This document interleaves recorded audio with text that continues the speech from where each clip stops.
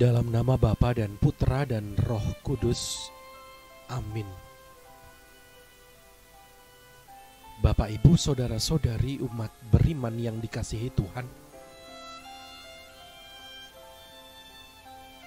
ada perselisihan antara gembala Abraham dan gembala Lot. Namun Abraham mengambil sikap bijak untuk tidak lagi berjalan bersama Lot. Mereka berpisah jalan. Abraham menempati tanah Kanaan dan Lot menetap di lembah Yordan. Kemudian Tuhan memperlihatkan kepada Abraham tanah yang dijanjikannya, tentang keturunan Abraham kelak yang menjadikannya bapa segala bangsa. Apa yang dijanjikan Tuhan nyata adanya. Apa yang telah menjadi janjinya pasti akan terjadi lewat cara Tuhan sendiri, bukan lewat cara kita. Yang kita lakukan hanya berpasrah dan berserah total kepada Tuhan, memberi ruang lebih kepadanya untuk menguasai hidup kita.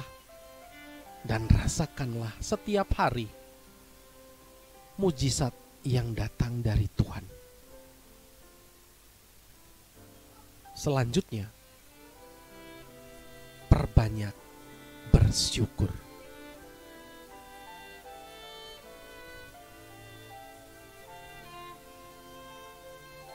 Mengawali renungan hari ini, mari kita hening sejenak. Mengoreksi batin, menjernihkan hati, agar layak dan pantas mendengar sapaan Tuhan yang kudus.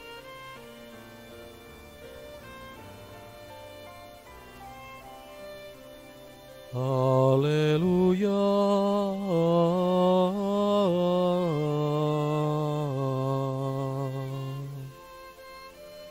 Akulah cahaya dunia. Siapa yang mengikuti aku, ia hidup dalam cahaya abadi. Haleluya.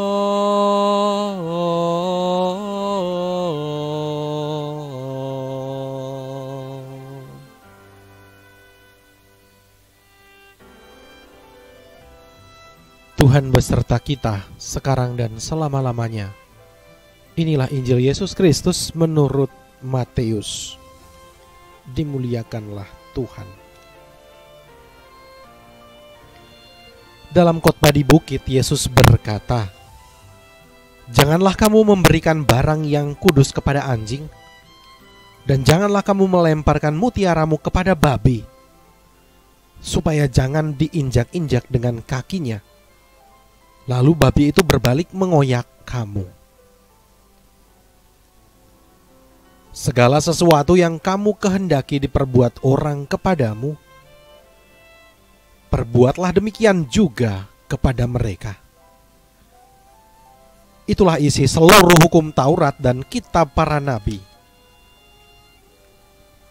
Masuklah melalui pintu yang sempit itu, karena lebarlah pintu dan luaslah jalan yang menuju kebinasaan, dan banyak orang telah masuk melalui pintu dan jalan itu. Tetapi sempitlah pintu dan sesaklah jalan yang menuju kehidupan, dan sedikitlah orang yang menemukannya.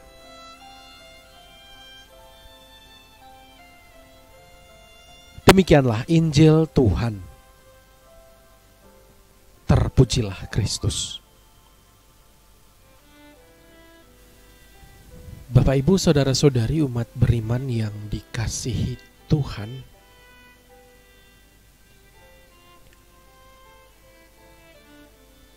lalu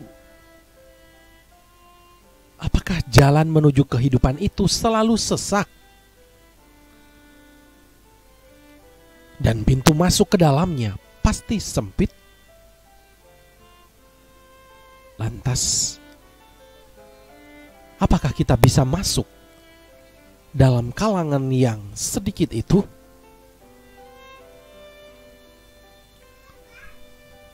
Jika kita kemudian memikirkan dengan singkat tentang kata-kata Yesus, sempit dan sesak jalan menuju kehidupan, dan terbuka lebar menuju kebinasaan,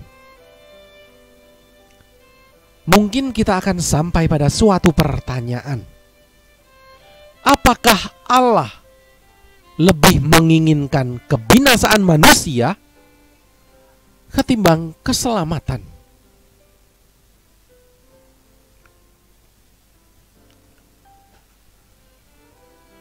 Maka kita harus merefleksikan dengan baik tentang jalan menuju kehidupan dan keselamatan ini.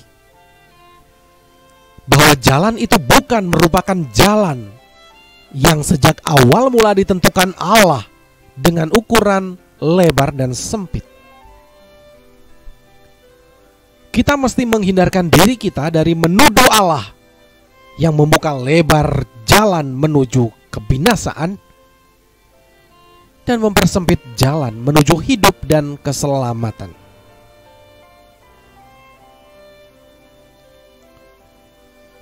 Bahwa lebar dan sempit itu merupakan gambaran kecenderungan manusia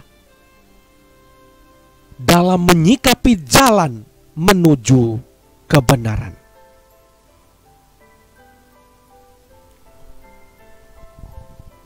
Jalan menuju kehidupan adalah jalan yang mulia. Namun rupanya tidak semua orang menginginkannya. Dan kita sadar bahwa setiap yang berharga dan mulia itu seringkali terasa lebih sulit dan berat.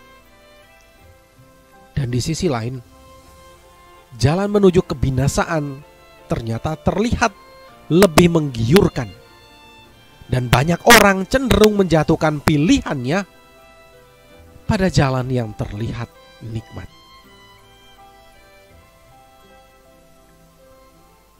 Maka kemudian,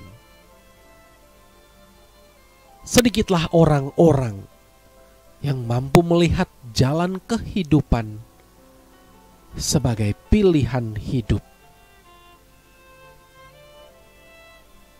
Semoga kita mampu menjadi yang sedikit itu.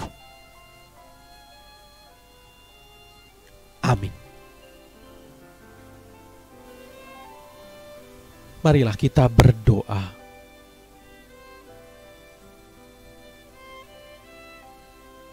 Allah Bapa Sang Empunya kehidupan, Putramu Yesus Kristus telah menunjukkan kepada kami jalan menuju keselamatan dan hidup. Semoga kami dapat menghadapi godaan kebinasaan dan menempuh jalan menuju kehidupan. Demi Kristus Tuhan dan pengantara kami. Amin.